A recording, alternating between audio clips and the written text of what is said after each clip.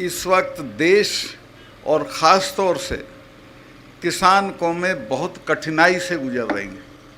अगर दिल्ली में बैठे हुए लोगों का बस चला तो वो सबसे पहले तो खेती को ख़त्म कर देगी, ताकि आप खेती छोड़ के शहरों में भाग लो मजदूरी के लिए, और उसके बाद फौज को ख़त्म कर देगी। एक तरह से किसान कौमों को बर्बाद करने का नक्शा पास हुआ है। इस पे लड़ना पड़ेगा और जो लोग लड़ेंगे वो बचेंगे।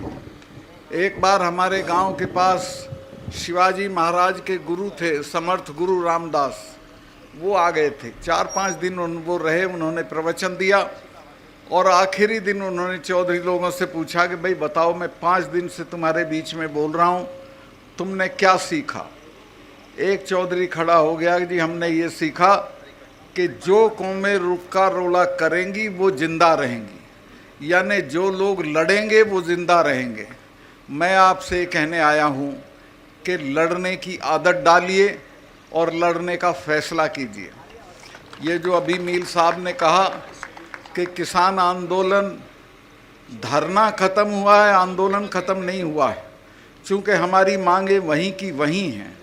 जो एमएसपी की मांग है उसके बिना तो हमारा गुजारा नहीं है, चूँकि हम जितनी चीज़ें पैदा करते हैं उनका दाम बढ़ता नहीं है, जितनी चीज़ें खरीदते हैं उनका दाम बढ़ता है, और नतीजा ये है कि किसान हर दिन गरीब हो रहा है, उसकी खरीदने की ताकत ख़त्म हो रही है। मैं कॉलेज में पढ़ता था तो शाम को हम खाना खा के हॉस्टल से घूमने जाते थे। एक कब्रिस्तान में एक कव्वाल कव्वाली गाता था, तो उस कव्वाली को मैं खड़े होकर सुनने लगता था। उसमें एक शेर गाता था जो मैंने समझा ये हमारे लिए गा रहा है।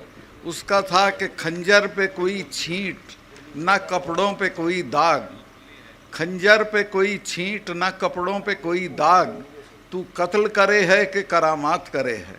ये सरकार भी उसी तरह से किसानों का कत्ल कर रही है, उसे ये पता भी नहीं चलता कि उसके साथ क्या हो रहा है। भाइयों, मैं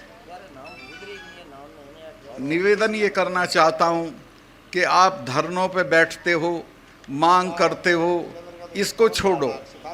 अब ऐसी स्थिति पैदा करो कि लोग तुमसे मांगें, बजाय इसके कि आप सरकारों से मांगें। और वो तब होगी जब आप दिल्ली में सरकार को बदल दोगे। और मैं आपको आश्वस्त करता हूँ, इस बार अगर आपने एकता दिखाई, जात पात को छोड़ के इकट्ठा रहे, तो दिल्ली में इनको कोई बचा नहीं सकता है। मैंने सारी पार्टियों के लोगों से बात की है, सब इस बात पे राजी हो गए हैं, एक उम्मीदवार के मुकाबले एक उम्मीदवार खड़ा करेंगे।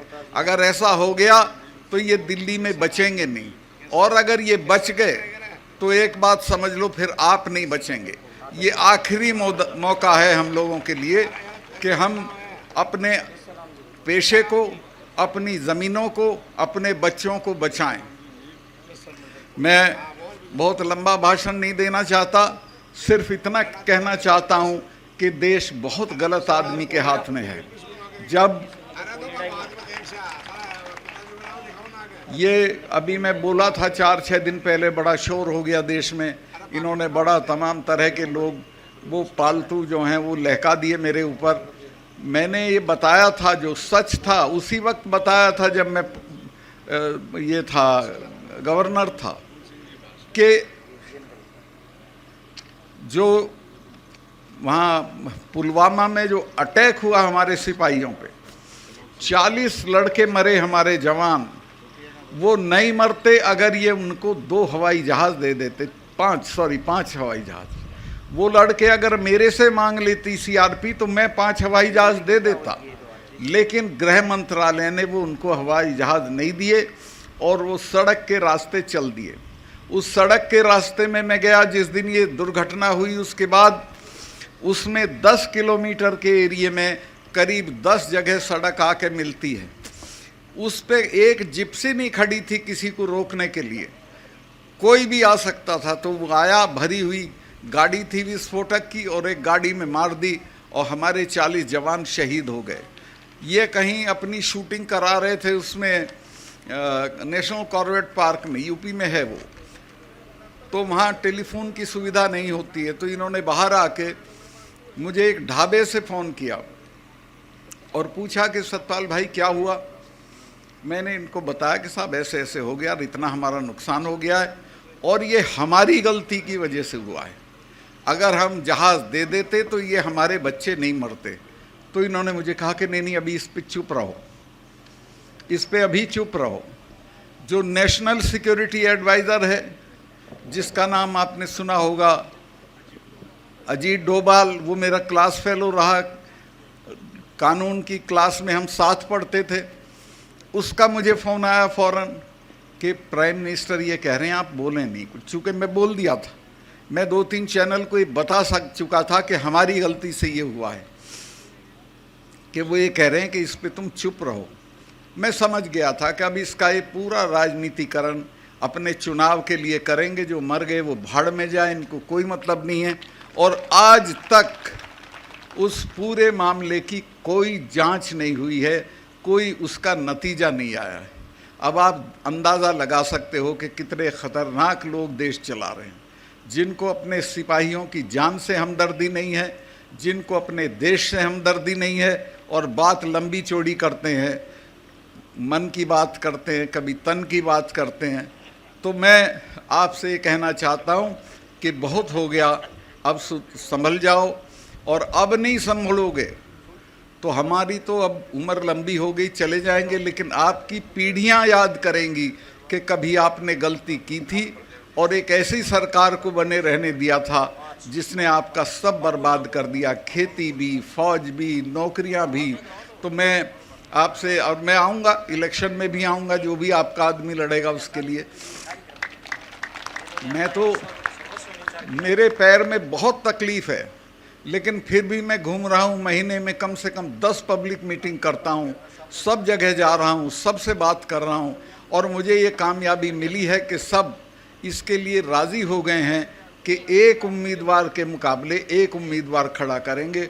और अगर ये हो गया तो मैं आपको आश्वस्त कर दूं कि ये बचेंगे नहीं, इनकी शक्ल नहीं पहचानी जाएगी। ये जो आज इनका घमंड है, ये सारा चूर चूर हो जाएगा। सब सहमत हो गए हैं, सारी पार्टियां सहमत हो गई। मैं बहुत लंबा भाषण कर दिया, भाई इतना ही कहना चाहता हूं कि ये मौके रोज़ नहीं मिलते हैं। ये मौका अभी फिर तो 5 साल को बाद जाएगी, और 5 साल में तो ये इतनी बर्बादी कर देगा कि आप अंदाज़ भी नहीं कर सकते हो। 5 साल में तो पता नहीं क्या क्या हो जाएगा। तो मैं काफ़ी आपका समय लिया, अभी मैं इतना ही हाँ, असली चीज़ तो मैं बोल ही नहीं रहा था, वो थी यहाँ के शहीदों की कुर्बानी। आपके जो 5 लोग शहीद हुए थे, वो अंग्रेज़ों की बंदूकों के सामने खड़े हो गए थे। जब उनकी औलाद हो तो इससे क्या डरने की ज़रूरत है, ये तो कोई चीज़ ही नहीं है।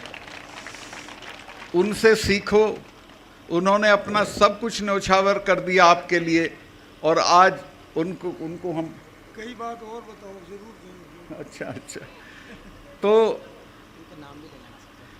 इसमें शंभू सिंह जी भूखर थे, तुलसाराम जी भूखर थे, टीकूराम जी, सिंह लगा दो अब इनके आगे, राम नहीं थे, चेता जी भूखर थे, आशाराम जी पिलानिया थे, चौधरी छोटू राम ने सीकर में एक महायज्ञ किया था। उसके बाद लोगों में चेतना आई थी, लोग खड़े हो गए थे, अपने नाम के सामने सिंह लिखने लगे थे, लेकिन सामंती ताकतों को वो गवारा नहीं था। इन 5 ने वो नाम भी लिखा, और लगान के मामले में ये संगीनों के सामने खड़े हो गए, मारे गए। इसलिए हम इनका आज जन्मदिन मना रहे हैं, और उसी दिन से सब मना रहे हैं, और आगे आने वाली पीढ़ी भी मनाती रहेगी, क्योंकि उन्होंने काम ही ऐसा किया था। तो आपसे भी मैं कहना चाहता हूँ कि आप भी, अब तो संगीने भी नहीं हैं। मैं अभी 4 दिन पहले हरियाणा की खापें आई थी, मुझे खापों के चौधरी वो करने आए थे, धन्यवाद। उनको कहीं से सुन गया था कि CBI ने मुझे बुलाया है, तो मैंने उन्हें समझाया कि मुझे नहीं बुलाया, CBI मेरे यहाँ आ रही है बात करने, और वो मेरी जांच नहीं कर रही है, बल्कि जो मैंने बताया था कि कहीं 150 करोड़ रुपए की रिश्वत ली जा रही थी, उसकी जांच करने आ रही है, उस सिलसिले में मुझसे बात करेगी। तो उन लोगों को ये पता चल गया, तो वो आए। मेरा घर 2 कमरे का है, वो भी किराए का। तो मैंने उनको एक पार्क में उनका खाना बनवाना शुरू कर दिया।